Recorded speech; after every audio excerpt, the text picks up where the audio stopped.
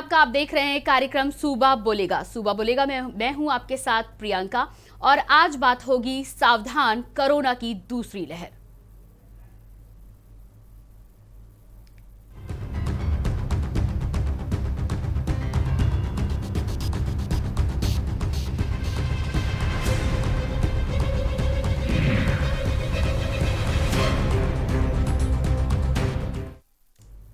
देश में पिछले 83 दिनों में शनिवार को कोरोना वायरस के सर्वाधिक मामले सामने आने के साथ ही भारत में कोरोना वायरस की नई लहर आने की आशंका गहरा गई है।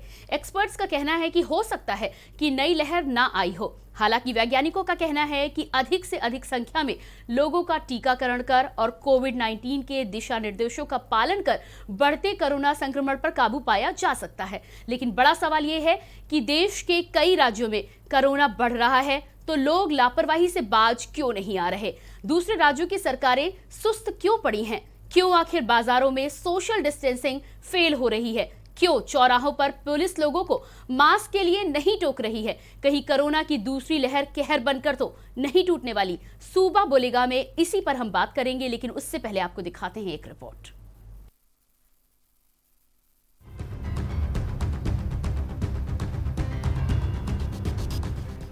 देश में कोरोना के मामले तेजी से बढ़ रहे हैं। कोरोना संक्रमण की रफ्तार हर दिन तेज होती जा रही है।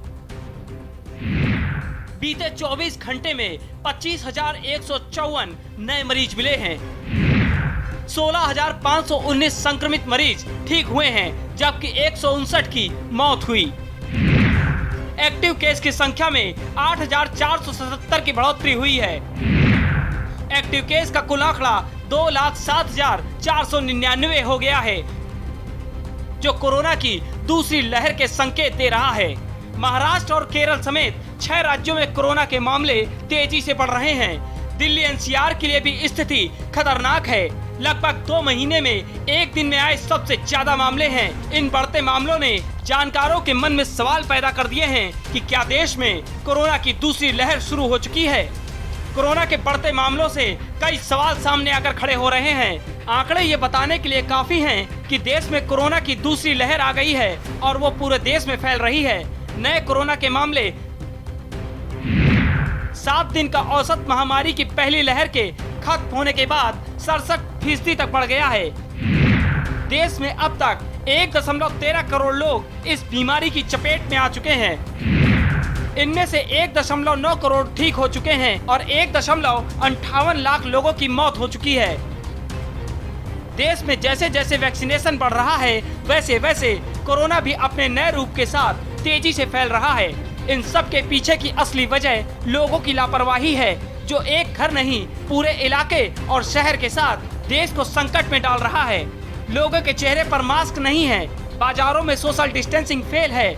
वैक्सीन आने के बाद लोग लापरवाह होकर बेफिक्र हो चुके हैं। प्रशासन भी सख्ती बरतने से पीछे हट चुका है। खुद जिम्मेदार ही बिना मास्क के नजर आते हैं, जिसके चलते कोरोना की दूसरी लहर की आशंका तेज हो चली है। बढ़ते कोरोना के चलते महाराष्ट्र के कई शहरों में लॉकडाउन लग चुका है।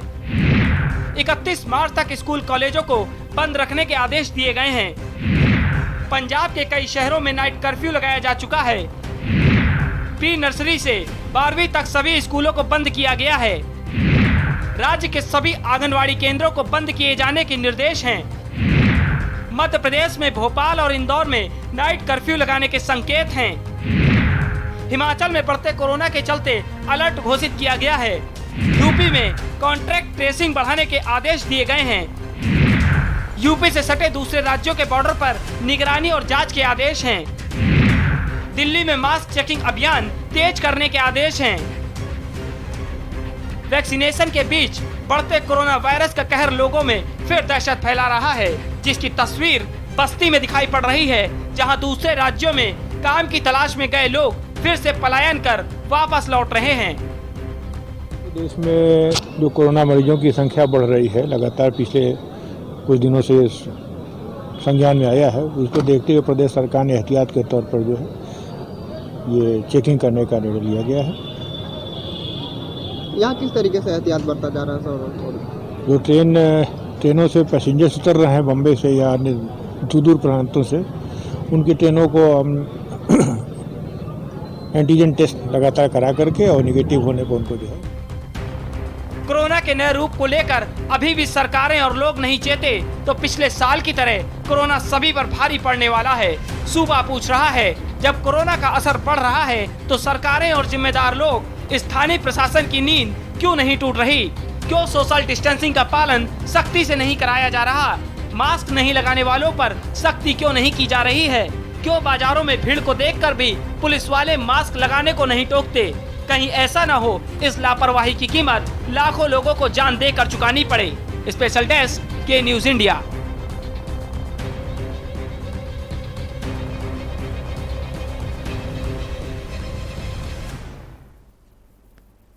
तो ये रिपोर्ट देखने के बाद आपको अंदाजा हो गया होगा कि हम क्यों कोरोना को लेकर आज एक बार फिर से चर्चा कर रहे हैं।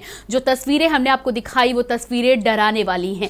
कोरोना एक तरफ जहां विकराल रूप ले रहा है तो वहीं लोग लापरवाही और नजरअंदाज वाले रवैये को लेकर आगे बढ़ रहे हैं, जो कि कहीं ना कहीं हर किसी के लिए एक खतरा है। इसी पर हम चर्चा करने की कोशिश कर रहे हैं और साथ ही साथ कोशिश ये भी कर रहे हैं कि देश के तमाम नागरिक एक बार फिर से जागरूक हो सके, चेत सके और फिर से हमें 2020 का दोहराव वाला समय ना देखना पड़े। इसी को लेकर हम चर्चा करेंगे और हमारे साथ तमाम गेस्ट मौजूद हैं। Doctor Rajiv Kakkar, chest specialist हमारे साथ हैं, आपका बहुत बहुत स्वागत है। डॉक्टर MC मिश्रा, पूर्व निदेशक एम्स, हमारे साथ जुड़े हैं, बहुत बहुत स्वागत है। Doctor Suryakant, Covid expert KGMU भी हमारे साथ जुड़े हैं, आपका भी बहुत बहुत स्वागत है। डॉक्टर VN त्रिपाठी, पूर्व DGME उत्तर प्रदेश भी हमारे साथ हैं, आपका बहुत बहुत स्वागत है। इसके अलावा विनोद गुप्ता, हमारे सहयोगी चंडीगढ़ से भी हमारे साथ जुड़ेंगे, बहुत बहुत स्वागत है आपका। सबसे पहले चर्चा की शुरुआत करेंगे और सबसे पहले डॉक्टर राजीव जी आपके पास आना चाहूंगी। कोरोना को लेकर हम पहले भी आपके साथ चर्चा कर चुके हैं, हमने तमाम बातों के बारे में आपसे जानकारी ली थी, आपने हमें बताया था कि किस तरह हमें अभी भी सचेत रहना है। अब आज के समय में यदि हम बैठ के इस बात की चर्चा करें तो एक बार फिर से जो आसपास का माहौल है वो डरा देने वाला है। आपका क्या कहना है, किस तरह हमें आगे बढ़ना चाहिए और कैसे हम एक बार फिर से कोरोना को हरा सकते हैं? बिल्कुल, आपने बिल्कुल सही कहा। जैसा कि आपने कहा है कि फिर से हम लोग को सचेत रहने की ज़रूरत है। हम लोग को तो इनफैक्ट कभी ऑफ द कार्ड होना ही नहीं चाहिए था। मास्क का उपयोग करते रहना चाहिए, सोशल डिस्टेंसिंग बनाने रहना चाहिए। जो पार्टीज़ हो रही हैं, जो लोग पब्लिक प्लेसेस में संभल कर जाना चाहिए। घर में आते समय जिस तरह पहले हम लोग कर रहे थे वैसे ही करना चाहिए। गवर्नमेंट के जो नॉर्म्स हैं उसको फॉलो करना चाहिए। गवर्नमेंट आज भी बहुत सजग है, लेकिन कुछ रिस्पॉन्सिबिलिटी आम जनता की भी है, हम लोग की है। अगर इस समय हम चूक गए तो इसका बहुत बड़ा खामियाजा हमें भुगतना पड़ेगा। वैक्सीन आ गई है, लेकिन अभी वैक्सीन लगने के 40 दिन बाद एंटीबॉडीज़ बनती हैं। वैक्सीन अभी तो बहुत लोगों को लगी नहीं है, हेल्थ वर्कर्स को लगी है, अभी कुछ लोगों को सेकेंड डोज लगी है। सेकेंड डोज लगेगी, उसके बाद एंटीबॉडीज़ बनेगी और कितनी एंटीबॉडीज़ में कितनी इफेक्टिवनेस रहेगी इस बात पे डिपेंड करता है। जहाँ तक कि म्यूटेशन का सवाल है तो म्यूटेट्स के अलावा जो एग्जिस्टिंग वायरस है उसी को ही हम लोगों को अभी बचा के रखना है। जी बिल्कुल, हमारे साथ हमारे सहयोगी जयवीर मावी गाजियाबाद से जुड़े हैं, आपका बहुत बहुत स्वागत है। जयवीर, आपके पास सबसे पहले आना चाहूंगी और यदि दिल्ली NCR की स्थिति को हम देखें तो देश में 6 ऐसे राज्य हैं जहां पर खतरा अलर्ट का मोड पे आ चुका है, अलर्ट जारी कर दिया गया है। जितने भी बॉर्डरिंग एरिया है वहां पर चौकसी बढ़ाई जरूर गई है, लेकिन कहीं ना कहीं खतरा इन्हीं जगहों से आ रहा है। आपसे जानना चाहेंगे कि अपने आसपास के हालात के बारे में यदि आप गौर करते हैं कोरोना को लेकर तो क्या कुछ देखने को मिल रहा है? देखिए प्रियंका, जिस तरह से लगातार दिल्ली शहर में कोरोना के जो मरीज हैं वो बढ़ते जा रहे हैं। अगर हम बात करें तो दिल्ली से सटा हुआ गाजियाबाद का लोनी क्षेत्र है जो दिल्ली से बॉर्डर पर है, दिल्ली से गिला हुआ है। यहाँ पर आप तस्वीरों में मेरे पीछे देख सकते हो कि लोनी का मेन बाजार है। यहाँ पर जो लोग हैं पूरी तरह से आप देख सकते हैं कि मास्क की अगर हम बात करते हैं तो बहुत कम लोग, यानी जी जयवीर जी जयवीर अपनी बात पूरी करें आप। जयवीर आपके पास वापस लौट कर आएंगे। हमारे साथ विनोद गुप्ता जी भी जुड़े हुए हैं चंडीगढ़ से, हमारे संवाददाता। जी विनोद जी, आपसे जानना चाहेंगे कि तमाम राज्यों की हम जब बात कर रहे हैं तो महाराष्ट्र की स्थिति तो डरा देने वाली है। कई शहरों में पूर्ण रूप से लॉकडाउन कर दिया गया है। इसके अलावा कई ऐसी जगह हैं जहां पर MP की हम बात करें तो नाइट कर्फ्यू वहां पर लागू किया गया है। लेकिन यदि हम बात करते हैं कि लोग किस तरह से कोविड गाइडलाइन का पालन कर रहे हैं तो वो हमें कहीं भी नजर नहीं आ रहा है। आपसे यदि हम जानना चाहें चंडीगढ़ के हालात, तो किस तरह के हालात हैं वहां पर? प्रियंका, बात कीजिए चंडीगढ़ या पंजाब, इसके साथ जुड़े हरियाणा की, तो यहाँ पर कोविड के मामलों की संख्या डेली दिन प्रतिदिन बढ़ती जा रही है। देखते हुए पंजाब की बात की जाए, पंजाब के 4 शहरों के अंदर पूरी तरह से नाइट कर्फ्यू लगा दिया गया है 11 से 5 के बीच।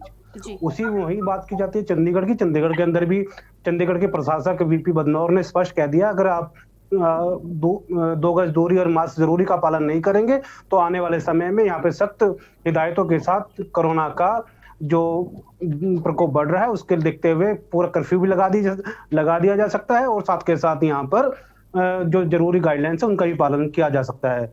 वहीं हरियाणा की बात की जाए तो हरियाणा में भी दिन प्रतिदिन पिछले 5 से 7 दिनों के अंदर 2 गुनी जो संख्या की बात की जाए कोरोना की, वो बढ़ती ही जा रही है। इसको देखते हुए सरकारें सजग है और शायद आने वाले समय में वो सख्त कदम उठाएंगी। जी विनोद जी, यदि लोगों की हम बात करते हैं तो लोग तो लापरवाही दिखा रहे हैं, इसमें कोई दो राय नहीं है। तस्वीरें हमने पूरे देश की अपने तमाम दर्शकों को दिखाई है, लेकिन यदि हम प्रशासन की बात करें तो प्रशासन भी अपना काम पूरी तरह से करता नजर नहीं आ रहा है।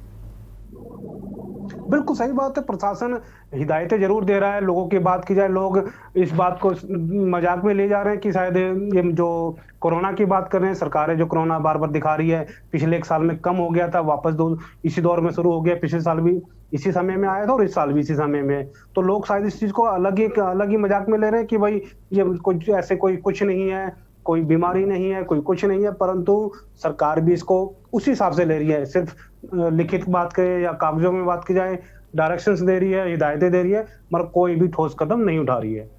जी, कोरोना की यदि हम बात बस्ती को लेकर करें तो एक बार फिर से पलायन की ऐसी तस्वीरें सामने आई हैं जो हमने 2020 में देखी हैं, और ये तस्वीरें वाकई डरा देने वाली हैं। लोग जिस तरह से वापस लौट रहे हैं, कहीं ना कहीं लोगों के मन में डर भी है, इसके अलावा लापरवाही तो सामने आ ही रही है। बस्ती से हमारे सहयोगी आर.के. गिरी हमारे साथ हैं, उनसे बातचीत करेंगे। जी आर.के. गिरी जी, आपसे ये जानना चाहूंगी कि बस्ती की जो तस्वीरें हमने देखी हैं वो वाकई 2020 को दोहराने वाली तस्वीरें नजर आ रही हैं। आपका क्या कहना है, किस तरह के वहां के हालात हैं और कैसे इन पर वहां का प्रशासन, वहां के लोग काबू पाने की कोशिश कर रहे हैं?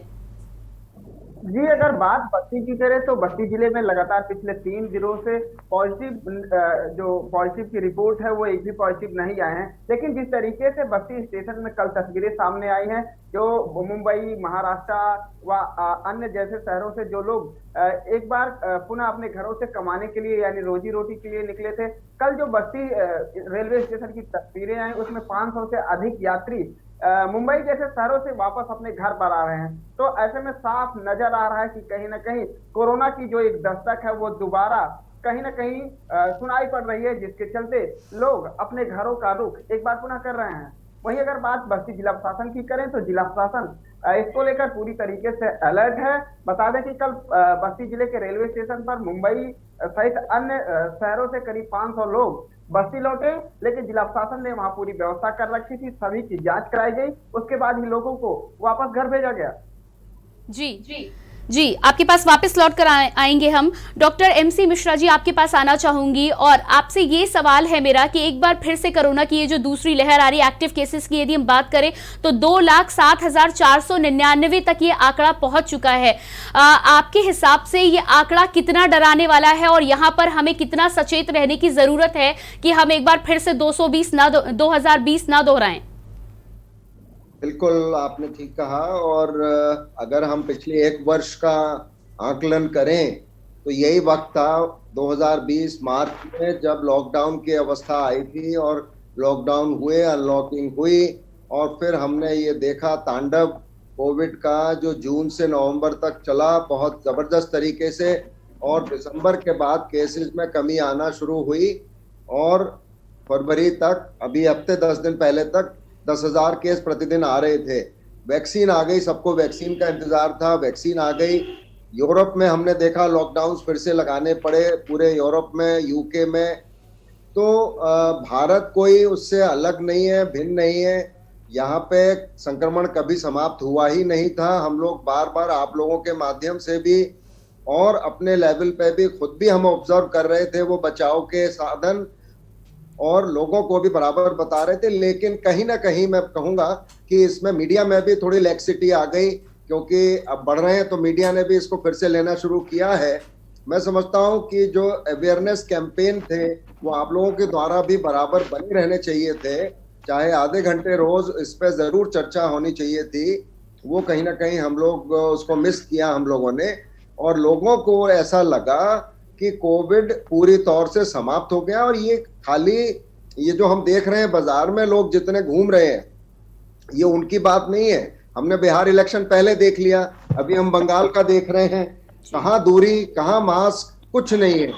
और जो अभी सेविंग ग्रेस मैं कहूंगा जो हम बचे हुए हैं वो ये है कि जो बढ़ रहा है जिस अनुपात में, अभी 25,000 केस हुए हैं रोज, इसको 90,000 लाख पहुंचने में समय नहीं लगेगा अगर लोग नहीं सुधरेंगे तो, क्योंकि और फिर उसके बाद हॉस्पिटलाइजेशन की भी आवश्यकता पड़ेगी। जो मैं कहूंगा अभी थोड़ा सा हम इसलिए ठीक फील कर रहे हैं कि महाराष्ट्र में भी, केरला में भी और जगहों पे भी हॉस्पिटलाइजेशंस, अस्पताल में भर्ती की उतनी आवश्यकता अभी नहीं पड़ी है। लेकिन आने वाले समय में फिर वही स्थिति बनेगी जिसमें आपको अस्पताल में बेड, आईसीयू में बेड, ऑक्सीजन की कमी, वो सारी चीजें इसमें जो है वो आपको झेलनी पड़ेंगी।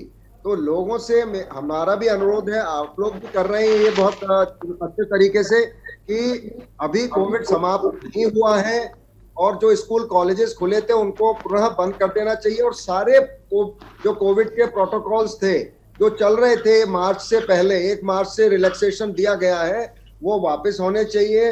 हॉस्पिटल्स को फिर से रीडेजिग्नेट करना चाहिए, कोविड हॉस्पिटल्स को जो रिलैक्सेशन हो गई थी, और हमें 1 महीने अभी पूरी तौर से सख्ती करके इसको यहीं के यहीं समाप्त करना चाहिए। नहीं तो हम लोग गंभीर अवस्था में फिर पहुंच जाएंगे और फिर हाहाकार होगा, उसका कोई फायदा नहीं है। लोगों की जान जाएगी और लोगों के फिर से भर्ती की जरूरत पड़ेगी, आईसीयू बेड की जरूरत पड़ेगी। तो हम नहीं चाहते कि लोगों को, अच्छा फिर दूसरी बात, वैक्सीनेशन आगे से आगे बढ़ के लोग कराएं। जो भी वैक्सीन मिलती है, चाहे कोविशील्ड मिले, कोवैक्सीन मिले, जो भी वैक्सीन मिलती है उसको लगवाएं आगे से आगे आके, तभी ये कोविड से निजात मिलेगी। नहीं तो लोग घर में बैठ के सोचेंगे कि कोविड खत्म हो जाएगा, ऐसे खत्म होने वाला नहीं है। और इसका बड़ा साधारण सा एक प्रक्रिया है कि आप मास्क लगा लें। मास्क लगाएंगे, दूरी कम भी है तो भी संक्रमण से बचे रहेंगे। दोनों व्यक्ति मास्क लगाए हुए हैं तो संक्रमण फैलने की संभावना बहुत कम हो जाती है। ये लोगों को समझना अत्यंत आवश्यक है। जी बिल्कुल, मैं भी जब अभी जागरूक रहने की पूरी आवश्यकता है। डॉक्टर सूर्यकांत जी, आपके पास आना चाहूंगी। जैसा कि एमसी मिश्रा जी ने भी कहा है कि वैक्सीनेशन के लिए आगे बढ़ना चाहिए, आप कोविड एक्सपर्ट हैं, आपसे ये जानना चाहूंगी कि जरूर हम आगे बढ़ेंगे, डॉक्टर सूर्यकांत जी से जरूर बात करेंगे, लेकिन उससे पहले हमारे साथ हमारे संवाददाता जयवीर मावी हैं। एक बार इनसे जान लेते हैं कि किस तरह दिल्ली में लोग वैक्सीनेशन को लेकर विचार रखते हैं, क्या कुछ उनका कहना है वैक्सीनेशन को लेकर। जयवीर जी, आपसे मेरा सवाल ये है कि वैक्सीनेशन की जब हम बात करते हैं, अभी एमसी मिश्रा जी को भी हमने सुना, उन्होंने साफ तौर पर कहा कि वैक्सीनेशन यदि है तो हमें उसके लिए आगे बढ़ना चाहिए। ये एक तरीके से हमारा सुरक्षा कवच है जो बचा सकता है। ऐसे में जो लोग बीमार है उन्हें तो बिल्कुल आगे बढ़ना चाहिए, लेकिन जब हम आम लोगों से बात करते हैं तो वो बहुत ही रिलैक्स मोड में रहते हैं और उनका यही कहना होता है कि अभी वैक्सीनेशन के लिए नहीं जाएंगे, कुछ समय और देखेंगे, या कहीं ना कहीं हीला हवाली वाला रवैया देखने को मिलता है। देखिए प्रियंका, जिस तरह से जो वैक्सीनेशन की हम बात करते हैं तो कहीं ना कहीं अभी तक सरकार आम जनता तक विश्वास नहीं बना पाई है कि वैक्सीन कितनी सही होगी, वैक्सीन का कितना लाभ होगा। क्योंकि जो आम जनता तक की बात करते हैं, हालांकि सरकार ने पहली बार दवाई लगाई थी वो लोग थे जो सरकारी स्वास्थ्य सेवाओं से जुड़े हुए लोग थे, जो डॉक्टर थे, उन लोगों को लगाई थी। लेकिन जी बिल्कुल जयवीर जी, आपको यहाँ पर रोकना चाहूंगी, चर्चा को हम जरूर आगे बढ़ाएंगे, लेकिन उससे पहले भारत के राष्ट्रपति रामनाथ कोविंद कुछ कह रहे हैं, आपको सुनाते हैं।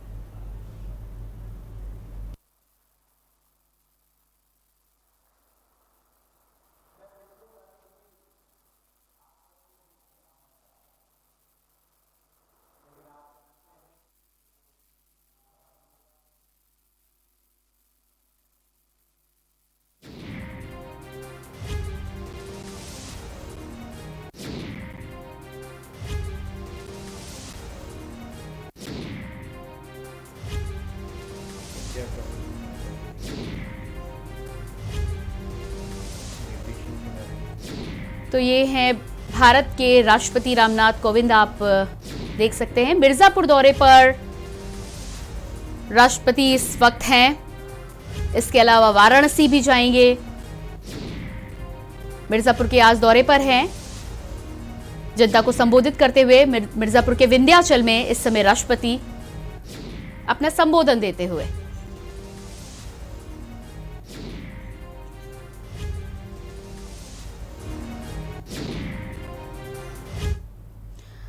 तो आपने देखा मिर्जापुर से राष्ट्रपति रामनाथ कोविंद को लाइव, और इसके बाद एक बार फिर से कोरोना को लेकर हम चर्चा कर रहे हैं। कोरोना की स्थिति इस समय देश में जो कुछ है वो डराने वाली है। वाकई यदि हम आज नहीं चेते तो हमें एक बार फिर से इसके गंभीर परिणाम भुगतने होंगे, और ऐसा ना हो इसके लिए हम लगातार आप सभी दर्शकों को जगाने का प्रयास कर रहे हैं। साथ ही साथ आप तक वो तमाम जानकारी पहुंचाने का प्रयास भी कर रहे हैं जिसके माध्यम से आप अपने घरों में सुरक्षित रह सकते हैं और एक बार फिर से बचे रह सकते हैं। मेरे साथ चर्चा करने के लिए तमाम गेस्ट मौजूद हैं। जयवीर, आपके पास वापस लौट कर आऊंगी, लेकिन इससे पहले राजीव जी, आपसे मेरा ये सवाल है कि वैक्सीनेशन को लेकर जब सवाल हो रहा है तो लोगों के मन में अभी पूरी तरह से विश्वास नहीं जगा है। जैसा कि जयवीर भी कह रहे थे कि कहीं ना कहीं सरकार इस मामले में नाकाम रही है। लोग अभी भी वैक्सीनेशन को सीरियसली नहीं ले रहे हैं।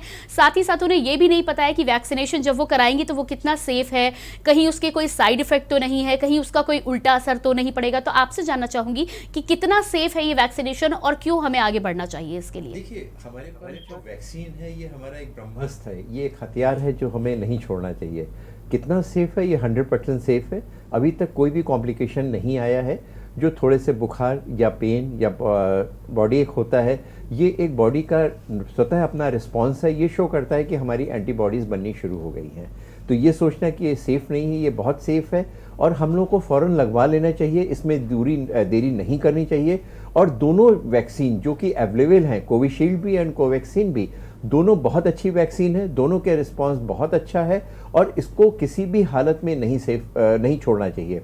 कुछ लोग कहते हैं कि हमें डायबिटीज़ है, हमें ब्लड प्रेशर है या हमें कुछ कोमॉर्बिड कंडीशंस हैं तो हमें लगवानी है कि नहीं लगवानी, बहुत सारे उनके क्वेश्चंस हैं। तो हम आपके माध्यम से कहना चाहेंगे कि जितनों की भी इम्यूनिटी कम है, जो 60 साल से ऊपर हैं, जिनको डायबिटीज़ है, ब्लड प्रेशर है या कोई और बीमारियां हैं, उनको सबसे पहले लगवाना चाहिए। जहाँ तक एलर्जी की बात है, कुछ लोग कहते हैं कि हमें अस्थमा है, हमें कुछ एलर्जी है, कहीं हमें वैक्सीन रिएक्ट ना कर जाए, तो ऐसा कुछ नहीं है। 40 से 50%, 60% पेशेंट को किसी न किसी फॉर्म की एलर्जी रहती है, लेकिन इसका ये मतलब नहीं है कि वैक्सीन नहीं लगाएं। अगर किसी को इतनी सीवियर एलर्जी रह चुकी है कि उसको एनाफिलैक्सिस हो चुकी है और किसी भी ड्रग रिएक्शन के कारण से उसको हॉस्पिटलाइज करना पड़े, तो अपने फैमिली डॉक्टर से कंसल्ट कर सकते हैं, बट वैक्सीन लगाना पड़ेगा। दूसरी चीज़ है, कुछ लोग खून पतला करने वाली दवाइयाँ ले रहे हैं, जो कार्डियक पेशेंट्स हैं, उनको भी वैक्सीन का कोई कॉन्ट्राइंडिकेशन नहीं है। हाँ, जिनको बहुत सीवियर ब्लीडिंग डिसऑर्डर है उनको अपने डॉक्टर से कंसल्ट करके लगाना चाहिए। केवल 2 या 3 मेजर कॉन्ट्राइंडिकेशन है।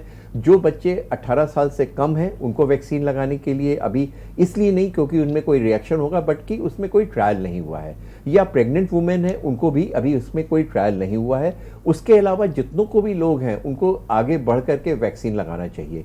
कुछ लोगों को इम्यूनो सप्रेसेंट मेडिसिन चल रही हैं जो कैंसर के पेशेंट हैं, कुछ लोगों को स्टेरॉइड्स चल रहे हैं, तो उसमें भी कोई कॉन्ट्राइंडिकेशन नहीं है। और उनको जिनकी इम्यूनिटी कम है उनको तो ज़रूरत से ज़्यादा पहले आकर के वैक्सीन लगाना चाहिए। स्टेरॉइड्स जो ले रहे हैं वो कुछ दिन पहले अपने इम्यूनो सप्रेसेंट स्टेरॉइड्स को डॉक्टर से कंसल्ट करके बंद कर लेंगे। जी बिल्कुल। जयवीर जी, आपके पास वापस लौट कर आना मैं चाहूंगी। आपसे मैं दिल्ली एनसीआर की स्थिति के बारे में जानना चाह रही थी। चाहे दिल्ली की बात करें या मुंबई की बात करें, अकेले मुंबई में 55% पूरे देश के केसेस हैं और मौतों का यदि हम आंकड़ा पेश करें तो 50% मौतें अकेले मुंबई में हुई हैं। दिल्ली भी क्योंकि एक बहुत बड़ा केंद्र है, कैपिटल है, भारत की राजधानी है, तो ऐसे में तमाम एक तो आबादी है वहाँ पर, ऊपर से काम करने के लिए भी लोग घरों से बाहर निकलना पूरी तरह से शुरू कर चुके हैं। तो डराने वाली बात यहाँ पर यह है कि एक तो कोविड-19 की जो गाइडलाइंस है उनका पालन नहीं हो रहा है। दूसरी बात, जब कोरोना वैक्सीन की आपने बात की तो आपने बोला कि सरकार अभी तक पूरी तरह से विश्वास नहीं जगा पाई है। डॉक्टर राजीव जी का कहना है कि पूरी तरह से सेफ है। ऐसे में जिनको लेने की जरूरत है उन्हें जरूर लेना चाहिए। जिन पर ट्रायल नहीं हुआ है उनके लिए थोड़ा रुकना जरूरी है, लेकिन वैक्सीनेशन के लिए हमें आगे आना होगा और कोविड-19 का पालन भी करना होगा। आप बताइए कि दिल्ली एनसीआर में किस तरह पालन हो रहा है और क्या प्रशासन यहां पर कुछ मदद करती हुई लोगों की नजर आ रही है या फिर सब हाथ पे हाथ रखकर बैठे हुए हैं? देखिए प्रियंका, अगर हम बात करते हैं कोविड जो वैक्सीन है, वैक्सीनेशन की हम बात करते हैं तो कुछ युवा हमारे साथ मौजूद है, इनसे भी हम बात करेंगे कि किस तरह है। भैया, क्या नाम है आपका? हरिओम जी, जो कोविड की जो वैक्सीन है उसको लेकर क्या कहेंगे आप? तो सरकार की जो योजनाएं हैं, तो सरकार अभी तक आम जनता तक किस तरह पहुंच सकती है, कैसे पहुंच सकती है? मैं तो ये कहता हूँ सबको पकड़ वैक्सीन लगनी चाहिए। अरे तो बैठे खुद भी जागरूक होना चाहिए इंसान। बिल्कुल सबको ही जागरूक होना चाहिए, वैक्सीन सबको लगनी चाहिए। मैं कि ये बीमारी बहुत खतरनाक है। आपके पास अब आपने लगवाओ? अभी तक नहीं लगी है, अब तक तो मन अभी आई नहीं है, मैं तो कैंडल से कम है। तो यहाँ पर प्रियंका जो जवान युवा हैं उनका कहना है कि जो 45 वर्ष से कम जो लोग हैं उनके लिए अभी तक वैक्सीन नहीं आई है, क्योंकि जिस तरह जो सरकार की हम वैक्सीनेशन की बात करते हैं तो वैक्सीन की जो है यहाँ पर अभी जिस तरह सरकार की जो योजनाएं हैं क्योंकि आम जनता तक अभी तक वैक्सीन नहीं। जी तो एक कहीं ना कहीं ये भी एक कमी है कि अभी तक केवल सीनियर सिटीजन्स के लिए ही वैक्सीन के प्रावधान किए गए हैं, जबकि समय की यदि हम बात करें तो काफ़ी समय बीत चुका है। ऐसे में ज़रूरी है कि 45 की एज के जो लोग हैं यदि वो बीमार हैं, उन्हें ज़रूरत है तो उनके लिए भी अब वैक्सीन मुहैया होनी चाहिए। सरकार को इसके भी प्रबंध करने चाहिए, क्योंकि यदि प्रबंध नहीं किए जाएंगे तो कहीं ना कहीं नुकसान होगा, और वो नुकसान की कड़ी जब आगे बढ़ेगी तो उससे एक बड़ा तबका होगा जो कहीं ना कहीं संक्रमित हो सकता है, और एक बार फिर से सरकार को सब कुछ संभालने के लिए नए इंतजाम करने की जरूरत पड़ सकती है यदि हम आज भी नहीं चेते तो। आर.के. गिरी जी, आपके पास आना चाहूंगी। बस्ती की यदि हम बात करें तो पलायन को लेकर आपने तमाम बातें की हैं, पलायन को लेकर हम बात कर रहे थे। ऐसे में दिल्ली मुंबई से जो लोग वापस लौट कर आते हैं, क्योंकि यहाँ पर इंटरनेशनल फ्लाइट्स का आना जाना भी बहुत होता है और हमने कई बार देखा है कि इंटरनेशनल फ्लाइट्स में हालांकि चेकिंग हो रही है लेकिन तब भी कहीं ना कहीं लापरवाही सामने आती है। ऐसे में मैं आपसे ये जानना चाहती हूँ कि जब दिल्ली मुंबई से बस्ती के रहने वाले लोग, बलिया के रहने वाले लोग अपने अपने घरों को वापस लौटते हैं तो क्या आज की स्थिति में उनकी चेकिंग का कोई प्रावधान है? उनकी कोविड टेस्ट कहीं कराए जा रहे हैं या फिर वहां पर भी मामला पूरी तरह से शून्य नजर आता है? जी आर.के. गिरी जी, आपसे सवाल था मेरा।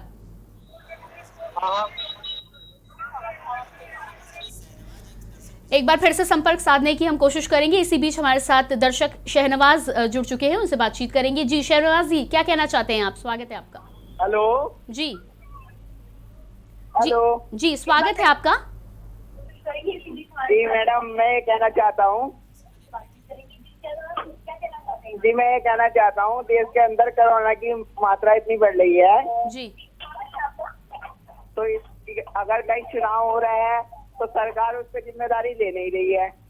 जी बिल्कुल, जी बिल्कुल सही सवाल है आपका। कई राज्यों की यदि हम बात करें तो आने वाले समय में बंगाल के साथ ही साथ पुडुचेरी, असम, इन सभी जगहों पर चुनाव होने वाले हैं, और ऐसे में तमाम अन्य जगहों पर, हरिद्वार की यदि हम बात करते हैं तो हरिद्वार में एसओपी जारी की जाती है कोरोना को लेकर। लेकिन यदि हम बंगाल की बात करते हैं, पुडुचेरी की बात करते हैं, असम की बात करते हैं तो इन तमाम जगहों पर तमाम रैलियां हो रही हैं, और यहाँ पर क्योंकि राजनीतिक भविष्य जुड़ा हुआ है, ऐसे में कोविड-19 को पूरी तरह से नजरअंदाज किया जा रहा है। इस पर हम चर्चा जरूर करेंगे, लेकिन उससे पहले रुकेंगे एक छोटे से ब्रेक के लिए।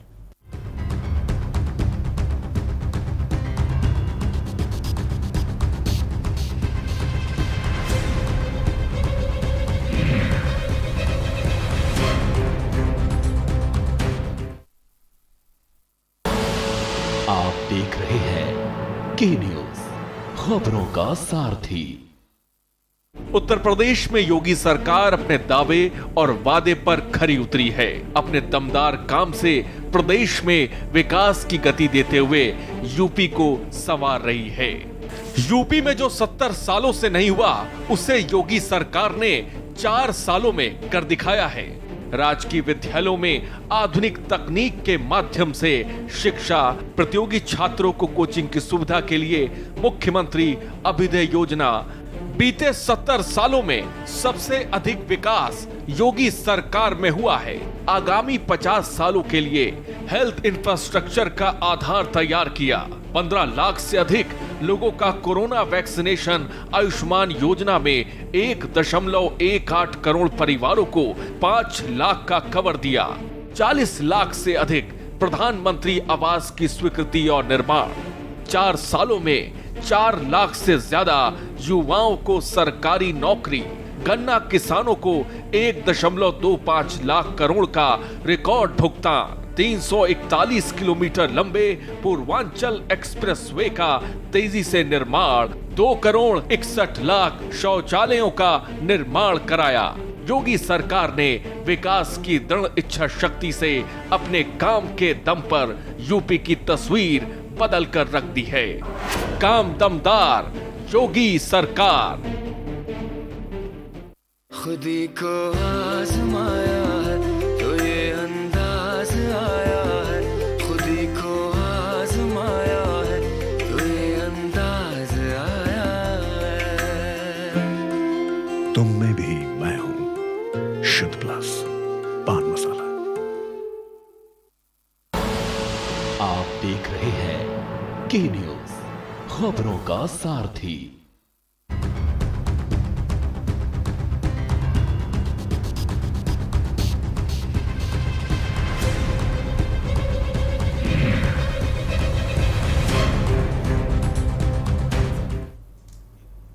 ब्रेक के बाद एक बार फिर से आप सभी दर्शकों का स्वागत है कार्यक्रम सूबा बोलेगा में। आज हम चर्चा कर रहे हैं सावधान कोरोना की दूसरी लहर।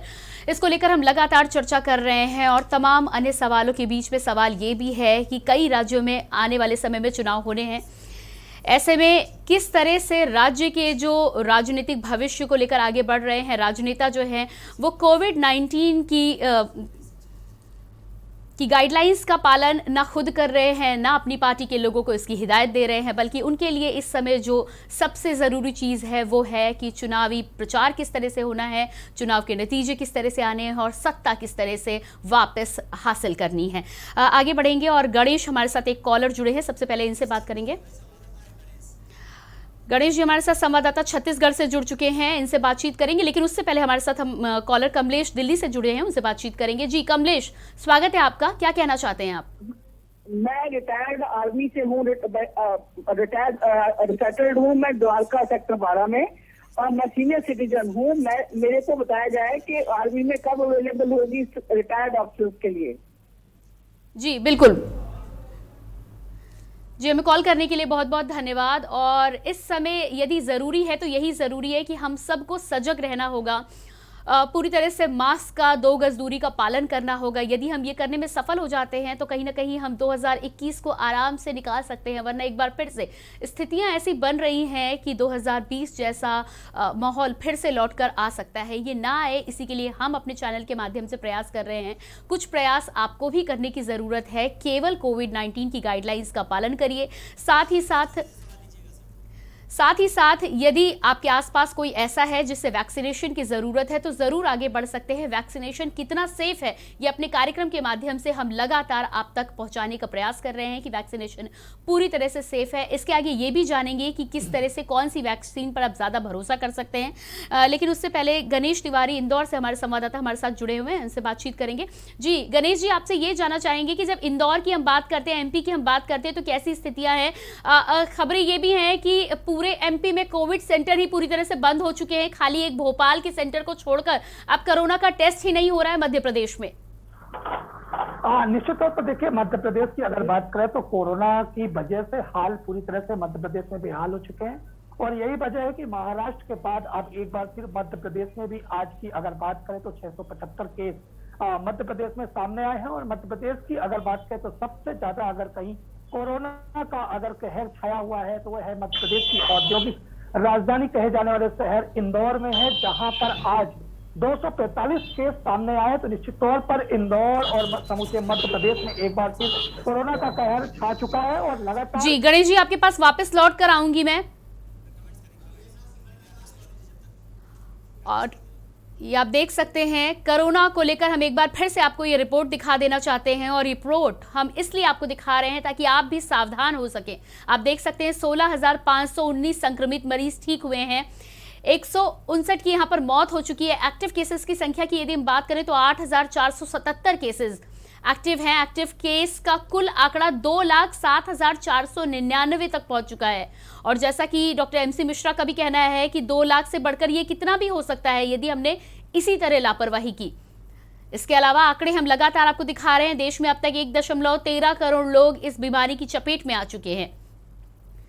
हालांकि इनमें से 1.09 करोड़ ठीक हुए हैं, जबकि एक बड़ी संख्या में लोग मौत के घाट भी उतरे हैं कोरोना महामारी के चलते। 31 मार्च तक स्कूल कॉलेजों को बंद रखा गया है।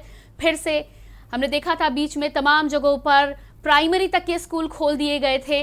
प्री नर्सरी से लेकर 12वीं तक के सभी स्कूलों को फिलहाल दोबारा से बंद कर दिया गया है। राज्य के सभी आंगनबाड़ी केंद्रों को बंद किए जाने के निर्देश दे दिए गए हैं। मध्य प्रदेश में भोपाल और इंदौर में नाइट कर्फ्यू लगाने के संकेत दिए गए हैं। इसके अलावा पंजाब में भी यही हाल है। हिमाचल में बढ़ते कोरोना के चलते अलर्ट घोषित किया गया है। यूपी में कॉन्ट्रैक्ट ट्रेसिंग बढ़ाने के आदेश दिए गए हैं। ये तमाम वो आंकड़े हैं जिनके माध्यम से हम आपको जागरूक कर रहे हैं। यूपी से सटे राज्यों में चौकसी बढ़ाई गई है। दिल्ली में मास चेकिंग अभियान में तेजी लाई गई है। साथ ही साथ बीते 24 घंटों की यदि हम बात करें तो 25,154 नए मरीज मिले हैं। और यदि लापरवाही इसी तरह से बढ़ी तो कोई बड़ी बात नहीं है कि ये आंकड़ा हम रोज सुने। एक्टिव केसेस की संख्या में 8,477 की बढ़ोतरी दर्ज की गई है। ये तमाम वो आंकड़े हैं जिन्हें हम लगातार पेश कर रहे हैं, आपको बताने की कोशिश कर रहे हैं। यदि खाली महाराष्ट्र की बात करी जाए तो पूरे भारत में 55% केसेस महाराष्ट्र में हैं। जिस तरह की वहां की आबादी है, जिस तरह से कहा जाता है कि ये ऐसा शहर है जो कभी सोता नहीं है, और यही लापरवाही कहीं ना कहीं कोरोना के केस में भारी पड़ती हुई नजर आई हमें 2020 में भी, और आज भी वही हालात हैं। डॉक्टर राजीव जी, एक बार फिर से आपके पास आना चाहूंगी। कोरोना वैक्सीन को लेकर लगातार हम चर्चा कर रहे हैं। तमाम लोगों के मन में अभी भी ये डर कहीं ना कहीं सता रहा है कि उसके साइड इफेक्ट्स कैसे होंगे। कहीं ऐसा तो नहीं है कि वैक्सीन लेने के बाद उन्हें किसी नई तरह की सिम्टम्स का सामना करना पड़ जाए जो उनके हक में या फेवर में ना हो। आपसे ये जानना चाहूंगी कि दोनों वैक्सीन की जब हम बात करते हैं, कोवैक्सीन और कोविशील्ड की बात करते हैं, तो इसमें भी क्या कुछ अंतर है? क्या कोई एक दूसरी वैक्सीन से बेहतर है, या फिर हमें जो मिले, जो विकल्प मिले उसके सहारे आगे बढ़ना चाहिए? दोनों ही वैक्सीन बिल्कुल सेफ है। दोनों वैक्सीन में जो भी आपको मिले उसका इस्तेमाल करना चाहिए। दोनों के बनाने में थोड़ा सा भिन्नता है। जो ऑक्सफोर्ड की वैक्सीन है, जो कोविशील्ड है, उसमें वायरस का कुछ पोर्शन ले करके उससे एंटीबॉडीज़ डेवलप करी जाती हैं। उसमें कोई भी साइड इफ़ेक्ट्स नहीं है। ऑल ओवर वर्ल्ड देखा गया है, और स्पेशली इंडिया में काफ़ी लोगों को वैक्सीन लग चुकी है। किसी को कोई साइड इफ़ेक्ट अभी तक ऐसा नहीं आया है जो कि लाइफ थ्रेटनिंग हो, या कोई ऐसी बीमारी हो जो कि इसके लिए उचित ना हो। जहाँ तक कोवैक्सीन की बात है, वो एक कंप्लीट वायरस से बनाई हुई वैक्सीन है। उसमें एडवांटेज ये है कि अगर जो हमें म्यूटेशन भी होगा वो भी इससे प्रोटेक्ट करेगा। ये डेड वायरस है, मरे हुए वायरस है, इसका कोई भी साइड इफ़ेक्ट हमारी ह्यूमन बॉडी में नहीं पाया गया है। तो दोनों ही वैक्सीन अवेलेबल हैं। दोनों ही वैक्सीन में जो आपको मिले वो लगानी चाहिए, और दोनों वैक्सीन में कोई भी साइड इफ़ेक्ट नहीं है। किसी भी वैक्सीन का जो एक होता है, एक लोकल पेन होता है, हल्का सा मैलेज जिसे कहते हैं, हल्का सा बॉडी एक हो जाना या फीवर आना, ये एक छोटा सा साइड इफ़ेक्ट है। ये ज़रूर कहेंगे कि अगर आपको वैक्सीन लगाना है तो वैक्सीन का मेन काम होता है एंटीबॉडीज़ को, किलर सेल्स को डेवलप करना। इसलिए ज़रूरी है कि वैक्सीन लगाने से पहले आपको अपने आप को प्रिपेयर होना चाहिए। उससे 1 या 2 रात पहले अच्छी सी नींद लें। अपने में कोई स्मोकिंग या कोई अल्कोहल या इस तरह के पदार्थ का प्रयोग ना करें जिससे आपकी इम्यूनिटी को सप्रेस करे। और वैक्सीन लगने के बाद कई दिनों तक आपको अल्कोहल का सेवन नहीं करना चाहिए, टोबैको को सेवन नहीं करना चाहिए, और एक बहुत अच्छी नींद लें जिससे कि एंटीबॉडीज़ डेवलप हों। 2 या 3 घंटे या 4 घंटे की कम सोने से 60 to 70% किलर सेल्स या एंटीबॉडीज़ कम प्रोड्यूस होती हैं। तो वैक्सीन से पहले भी और वैक्सीन से बाद भी। डॉक्टर राजीव, यहाँ पर आपको रोकना चाहूंगी। हम वापस इस चर्चा पर लौट कर आएंगे, लेकिन उससे पहले तमाम दर्शकों को एक बार फिर से मैं बता दूं कि आइए आपको सीधे हम लिए चल रहे हैं देहरादून, जहां पर उत्तराखंड के नए मुख्यमंत्री तीरथ सिंह रावत वसंत उत्सव में शिरकत कर रहे हैं। ये सीधी तस्वीरें आप देख पा रहे हैं। साथ में है राज्यपाल बेबी रानी मौर्य और तमाम अधिकारी। साथ में माननीय मुख्यमंत्री जी द्वारा, माननीय कैबिनेट मंत्री द्वारा उत्तराखंड के नव निर्वाचित सीएम तीरथ सिंह रावत जो यहाँ पर प्रस्तुति वृंदावन से आए कलाकारों ने यहाँ पर की, उसके लिए आपका बहुत बहुत धन्यवाद। और अब जजेस को जो पुरस्कार दिए जाने हैं, डॉक्टर एसपी जोशी अगर मेरी आवाज सुन रहे हैं तो, doctor SK Singh, doctor BS Kholia, doctor Giriraj Singh, doctor Puneet Kumar, doctor Bhavna Joshi, doctor Sameel Patil, doctor Pankaj Nautiyal ये निर्णायक मंडल के सदस्य हैं, इनको पुरस्कृत किया जा रहा है। Doctor Pankaj Nautiyal SMS horticulture Uttarkashi से आप आए हैं। Doctor Pankaj Nautiyal. Mrs Jaya V Chala, Mrs Sahil Dhingra new road Dehradun से। Doctor BP Nautiyal DGM NABARD. Doctor BP Nautiyal अतिशीघ्र मंच पर आने का कष्ट करें, निर्णायक मंडल में आप हैं। डॉक्टर BP नौटियाल मंच पर आते हुए पुरस्कार ग्रहण करते हुए। Doctor BP Nautiyal. Doctor Priyanka Thakur principal floriculturist Dhaula Kuan Himachal Pradesh. Doctor Priyanka Thakur, ये सब हमारे निर्णायक मंडल हैं। डॉक्टर प्रियंका ठाकुर।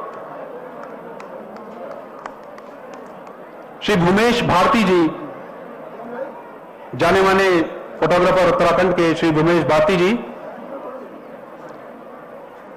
मंच पर आते हुए अतिशीघ्र मंच पर आने का कष्ट करेंगे।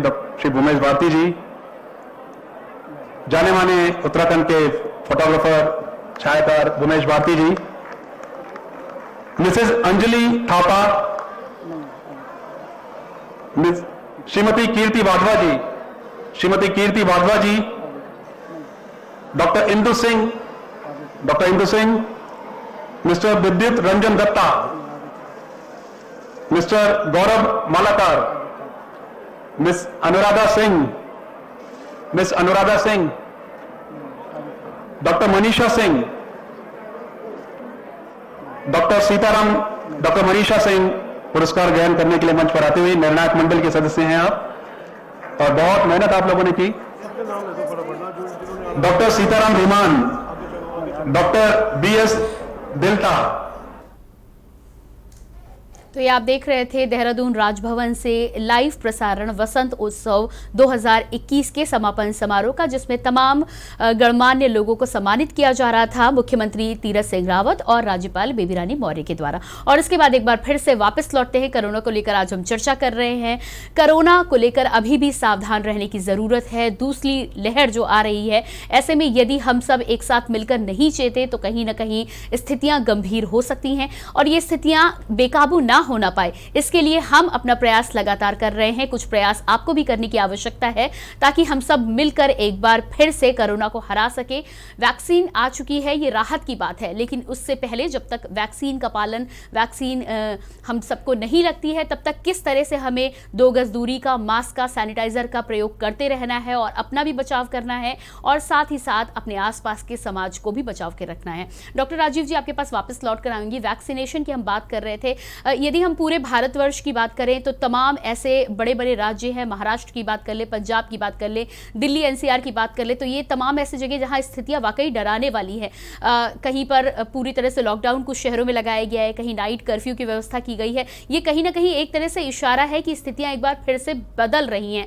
ऐसे में कुछ ऐसी जगह भी थी जहां पर प्राइमरी तक के बच्चों को, जैसे हम MP की बात करते हैं, तो प्राइमरी के बच्चों को भी स्कूलों में बुला लिया गया था। जब एक बार स्थितियां फिर से बिगड़ी हैं तो फिर स्कूलों में फिर से उन्हें बंद किया गया है। मैं आपसे ये जानना चाहती हूँ कि बच्चों की यदि हम बात करें खास तौर से कोरोना को लेकर, तो अभी उनको लेकर हमें कितनी सावधानी बरतने की जरूरत है, क्योंकि उनके लिए तो वैक्सीन का ट्रायल भी नहीं हुआ है।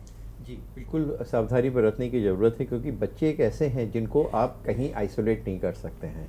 इसलिए अगर वो स्कूल जा रहे हैं और एक बच्चे को अगर इन्फेक्शन हो गया तो ये मान के चलिए घर के 3 या 4 लोगों को इन्फेक्शन होगा। तो बच्चों को बचा के रखना है। बच्चों में इम्यूनिटी अच्छी होती है, लेकिन इसका मतलब ये नहीं है कि बच्चों को हम एक्सपोज कर दें। अभी भी हम लोग को पुरानी अपनी व्यवस्था में आना पड़ेगा, स्कूल कॉलेजेस बंद करनी पड़ेंगी और उसी तरह से एहतियात बरतने की ज़रूरत है, जो कि अब से कुछ महीने पहले हम लोग कर रहे थे। हम लोगों ने देखा वैक्सीन आ गई है, लेकिन वैक्सीन लगने के बावजूद भी हमें मास्क लगाना पड़ेगा। हमें वैक्सीन का प्रोटेक्शन है, लेकिन वो 100% नहीं है। आपकी इम्यूनिटी पे डिपेंड करता है कि आपकी एंटीबॉडीज़ कितनी बन रही है, और कोई भी इन्फेक्शन 2 चीज़ों पे डिपेंड करता है। आपको उतनी इन्फेक्शन जिससे आप एक्सपोज हो रहे हैं वो कितना इंटेंस है और आपकी इम्यूनिटी कितनी अच्छी है।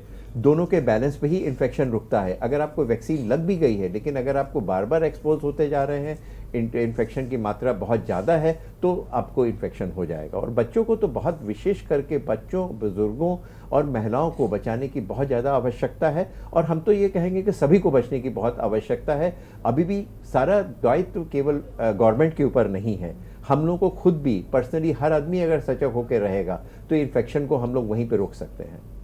जी, इसके अलावा डॉक्टर सूर्यकांत जी भी हमारे साथ जुड़े हुए हैं, कोविड एक्सपर्ट हैं, उनसे बात करना चाहेंगे। डॉक्टर सूर्यकांत जी, आपके पास यहाँ पर मैं आना चाहूँगी। कोविड को लेकर आज हम चर्चा कर रहे हैं। कोविड की दूसरी लहर जिस तरह से पूरे भारतवर्ष में नज़र आ रही है, जिस तरह की तस्वीरें हमने देखी हैं, अपने दर्शकों को दिखाई हैं, वो वाकई डराने वाली हैं। आपसे ये जानना चाहूँगी कि कोविड एक्सपर्ट हैं आप, जिस तरह की तस्वीरें आप अपने आसपास देख रहे हैं, लोग मास्क का पालन नहीं कर रहे हैं, सैनिटाइजर का पालन नहीं कर रहे हैं और प्रशासन भी इसमें कुछ खास मदद लोगों की कर नहीं रहा है, ऐसे में ये स्थितियां कितनी भयानक हो सकती हैं आगे आने वाले समय के लिए? कोई भी लड़ाई होती है, उसकी महत्वपूर्ण फेज जो होता है वो आखिरी फेज होता है। आखिरी फेज में जो लड़ाई की मेहनत से अच्छी तरह से जीतेगा, वही लड़ाई जीतेगा। हमारे और कोरोना के बीच में जो लड़ाई चल रही है साल भर के ऊपर, उसमें देखिए जैसे ही हमें जनवरी यानी साल में पहले जैसे वैक्सीन मिलती है, हम थोड़े आश्वस्त हो जाते हैं, हम थोड़े ढीले हो जाते हैं। और उसके बाद जैसे ही केसेस कम होते हैं और 10,000 से नीचे देश में केसेस जब आ जाते हैं, तो हम समझ लेते हैं कि हम कोरोना मुक्त हो चुके हैं, जो हमारी पूरी तरह से एक भ्रामक स्थिति थी। इस भ्रामक स्थिति से हमें निकलना होगा। अब देखिए, जो केसेस 8,000 पर डे पहुंच गए थे, वो आज 25,000 पर फिर पहुंच गए हैं, यानी 3 गुना से ज्यादा वृद्धि हो चुकी है पिछले 1 हफ्ते के अंदर। अब आप देखिए, सबसे बड़ी जो चुनौती है वो आने वाले 2 हफ्ते हैं हमारे सामने। 2 हफ्ते के बाद होली है और नॉर्थ इंडिया में बड़े पैमाने पर और भी देश के बड़े हिस्सों में, मैं कह सकता हूं आधे से ज्यादा भारत में ये होली का त्योहार बड़े उत्साह से मनाया जाता है। लोग एक दूसरे के गले मिलते हैं, एक दूसरे से आलिंगन करते हैं और हैप्पी होली बोलते हैं। तो मेरा सुझाव है कि भाई इस होली में नमस्ते होली बोलिए और आलिंगन वाला जो होली करके आप एक दूसरे को कन्वे करते थे अपनी ग्रीटिंग्स, वो कृपया ना करें। अभी भी शारीरिक दूरी, जैसा डॉक्टर मिश्रा जी ने कहा कि अभी भी शारीरिक दूरी बनाने की जरूरत है। अभी भी जो है वो लोगों से मिलने पे नमस्ते करने की जरूरत है, बार बार हाथ धोने की जरूरत है और बाहर निकलने पर मास्क लगाने की जरूरत है। और मान लो जैसे मैंने वैक्सीन लगवा ली है, मेरी दोनों डोज वैक्सीन लगनी है, फिर भी जिन्होंने वैक्सीन लगवानी है उनको भी मास्क का प्रयोग करना है, क्योंकि वैक्सीन आपको जो इम्यूनिटी पैदा हुई वो आपको प्रोटेक्ट करेगी। लेकिन गलती से अगर कोरोना वायरस आपके नाक और गले मार्ग, सांस मार्ग में आ गया है, तो आप छींक से या खांसी से आप दूसरों को फैला सकते हैं। तो आप प्रोटेक्ट हुए हैं, लेकिन दूसरों को बचाए रखने के लिए भी मास्क लगाना जरूरी है। तो इस तरह से हम कह सकते हैं कि जो लड़ाई हमने जीती हुई मान ली है, कृपया उस लड़ाई को जीती हुई ना माने। चुनौती अभी शेष है, खतरा अभी टला नहीं है, अभी लड़ाई आखिरी दौर में चल रही है। और ऐसी स्थिति ना आ जाए जैसे कि यूरोप में आ गई, अमेरिका में आ गई, कि 2nd वेव आ गई, 3rd वेव आ गई। अगर ऐसी स्थिति आ गई तो बहुत भयानक स्थिति होगी, बहुत मुश्किल होगा कंट्रोल कर पाना। तो इसलिए हम इस जीती हुई लड़ाई को हारे ना, इस लड़ाई को, जीती हुई लड़ाई को आगे जीत ही लें। तो इसके लिए थोड़ा धैर्य रखना होगा। और हमें, जैसा कि सब लोग कह रहे हैं, कि हमें अभी जो सोशल वैक्सीन का नाम मैंने दिया है, उस सोशल वैक्सीन के नॉर्म्स जो हैं वो पालन करने होंगे। जी बिल्कुल, तो सही कहा है आपने। डॉक्टर सूर्यकांत जी का जैसा कहना है कि लड़ाई हम खात्मे की ओर आ रहे हैं, वैक्सीन आ चुकी है, लेकिन ऐसे में यदि हमने लापरवाही कहीं बरती तो कहीं ना कहीं मामला पलट सकता है। और ये मामला ना पलटे, इसके लिए हर किसी को जागरूक रहने की पूरी तरह से आवश्यकता है। साथ ही साथ सोशल डिस्टेंसिंग, जो आपकी प्राथमिक उपचार है, जो आपकी पहली वैक्सीन है, उसे पालन करते रहना बहुत ही आवश्यक है हर किसी के लिए। हमारे साथ कॉलर जुड़े हैं जसवंत जी दिल्ली से, उनसे बात कर लेते हैं सबसे पहले। जी जसवंत जी। हाँ जी, नमस्कार मैडम। जी नमस्कार। हेलो जी। क्या हम लोग जो है ना, सारी बात जो है, सारी जिम्मेदारी गवर्नमेंट के ऊपर ही क्यों डाल देते हैं? जी जी आप अपनी बात पूरी करें। हाँ, सोशल डिस्टेंसिंग का कौन पालन कर रहा है? चाहे वो इलेक्शन हो, कमीशन हो, इलेक्शन कहीं की रैली हो या किसान आंदोलन हो। जी जसवंत जी, आपका कहना बिल्कुल सही है। व्यक्तिगत तौर पर तो हमें ध्यान रखने की जरूरत ही है, लेकिन पूरे भारतवर्ष की हम बात करें तो हर व्यक्ति अलग होता है। यदि कहीं एक आपके घर में एक बच्चा होता है, यदि वो पूरी तरह से अनुशासन की राह पर नहीं चलता है तो उसे भी सुधार कर लाना एक पेरेंट का, एक घर का जो बड़ा है उसका दायित्व होता है। यदि वो दायित्व कहीं ना कहीं सरकार या देश की जो राजनीतिक हैं या बड़े लोग हैं वो नहीं निभा पा रहे हैं तो उनकी भी असफलता सामने आती है। ऐसे में ये जरूरी होता है कि प्रशासन भी साथ खड़ा रहे, साथ ही साथ व्यक्तिगत तौर पर भी हमें जागरूक रहने की जरूरत है और तमाम कोविड-19 की गाइडलाइंस जो हैं उनका पालन करने की जरूरत है। डॉक्टर एमसी मिश्रा जी, आपके पास एक बार फिर से मैं वापस आना चाहूंगी। कोरोना गाइडलाइंस को लेकर तमाम चीजों की बातें तो हम कर रहे हैं, अभी अभी डॉक्टर सूर्यकांत जी ने जिक्र भी किया कि होली आ रही है। ऐसे में होली में हमें नमस्ते कर सोशल डिस्टेंसिंग का यहाँ पर भी पालन करना चाहिए, ये बात बिल्कुल ठीक है। लेकिन जैसा कि आपने भी जिक्र किया कि तमाम जगह पर इलेक्शंस हो रहे हैं। बंगाल की यदि हम बात कर ले तो बंगाल में बड़ी बड़ी रैलियों की बात तो जाने दीजिए, बड़े बड़े राजनेता ही मास्क लगाए नजर नहीं आते हैं। ऐसे में आप बताइए क्या उनकी जिम्मेदारी नहीं बनती है? जिम्मेदारी तो सबकी है। बिहार इलेक्शन भी हमने देखा कि जब चरम पे था कोविड तो बिहार इलेक्शन हुआ, उस पर तो भीड़ हुई और ईश्वर की कृपा कहिए, कुछ भी यंग पॉपुलेशन कहिए लोग इतना ज़्यादा, लेकिन ये मानना कि हम नहीं होंगे ये एक भ्रम की स्थिति है। और बिल्कुल इसमें कोई दो राय नहीं है, क्योंकि होली हमारा मिलन जो होता है वो गले मिलने का होता है।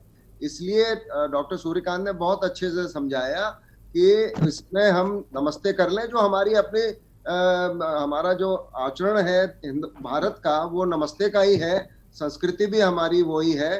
तो हम लोग तो नमस्ते में ही विश्वास रखते हैं और ये एक प्रक्रिया ऐसी है हम लोगों के ऋषियों ने डाली है और हमारे पूर्वजों ने डाली है, जो आज दुनिया में लोग फॉलो कर रहे हैं इसको।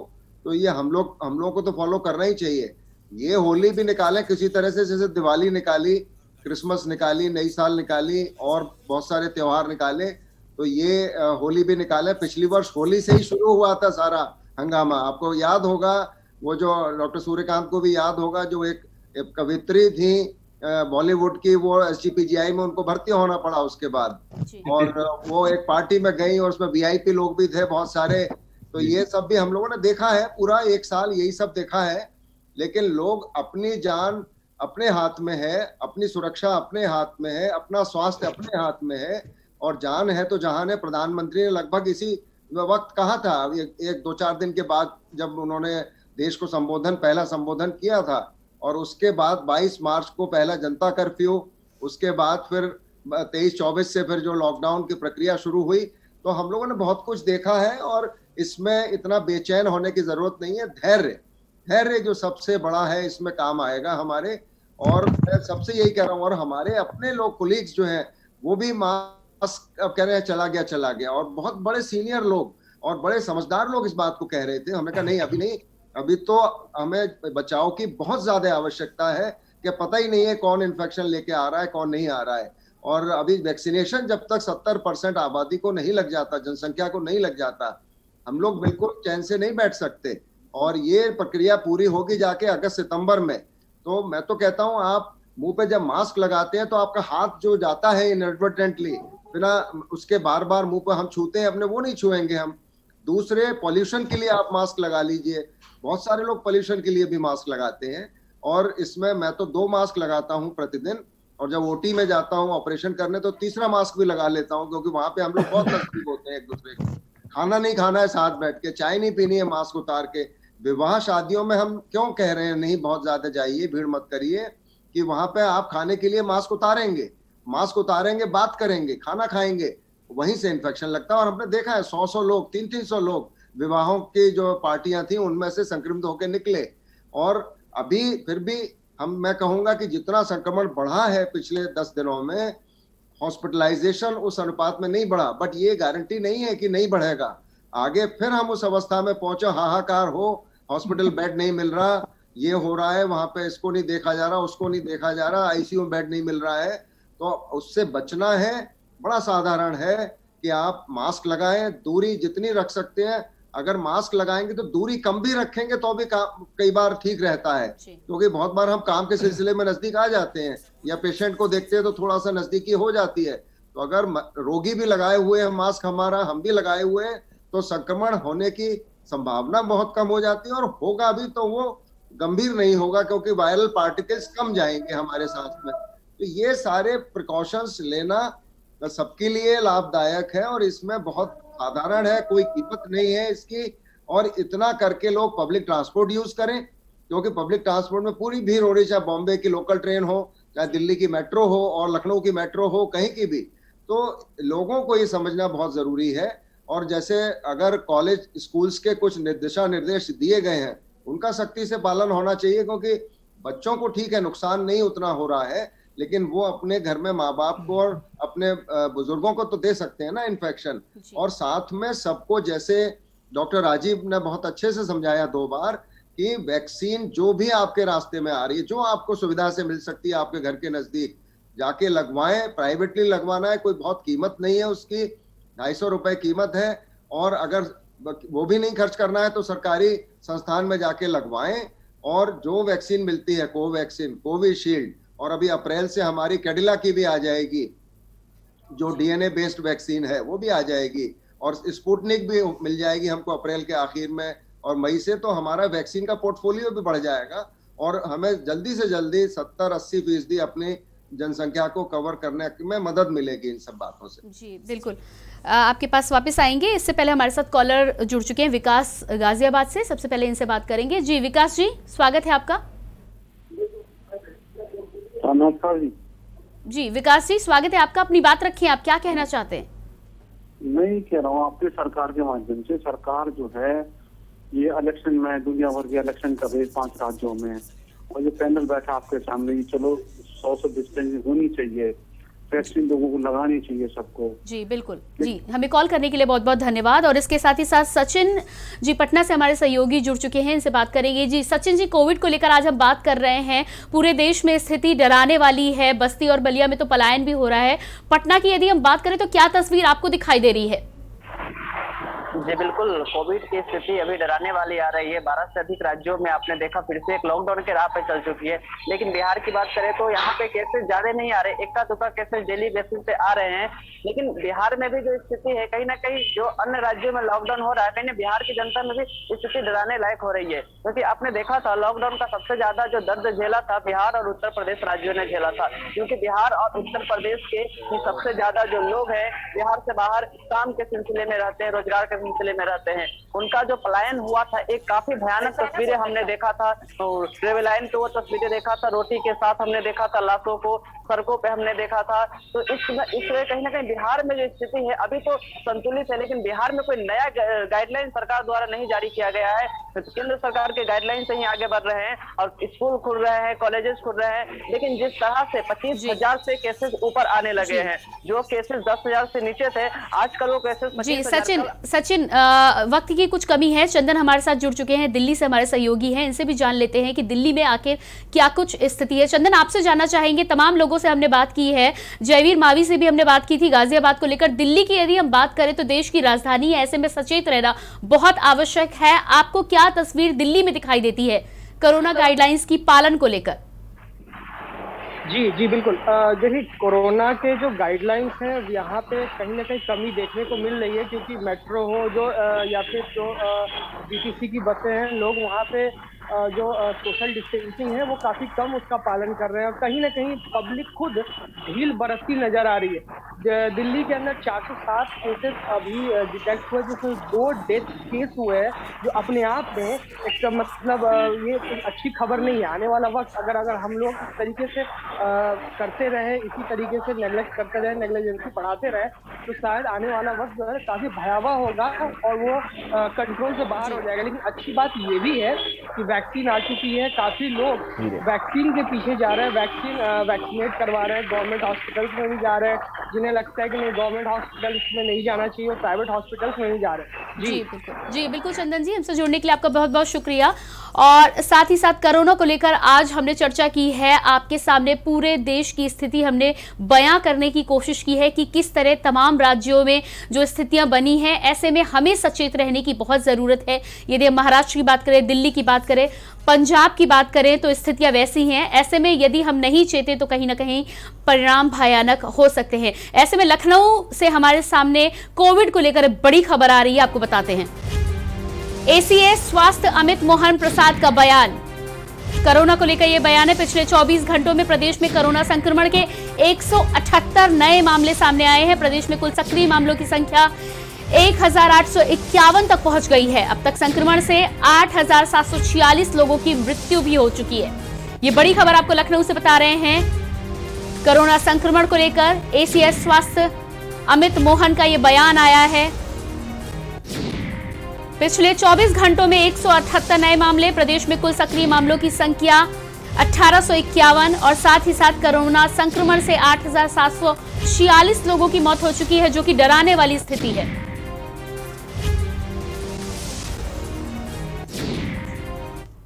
और कोरोना को लेकर हमने चर्चा की है। मेरे साथ तमाम मेहमान जो जुड़े, जिन्होंने अपनी जरूरी प्रतिक्रिया हमें दी और साथ ही साथ लोगों को जागरूक किया कि वो इससे सावधान रह सके। तमाम मेहमानों का एक बार फिर से मैं शुक्रिया अदा करना चाहूंगी और उसके साथ ही साथ आप सभी से एक बार फिर से अपील करना चाहूंगी कि कोरोना का खतरा भी टला नहीं है। यदि ऐसे में आप कोविड-19 की गाइडलाइंस का पालन करते हैं तो यकीनन हम सब एक बार फिर से साथ मिलकर कोरोना को हरा सकते हैं। फिलहाल इस कार्यक्रम में इतना ही। ताज़ा खबरों के लिए देखते रहिए के न्यूज़ इंडिया। नमस्कार।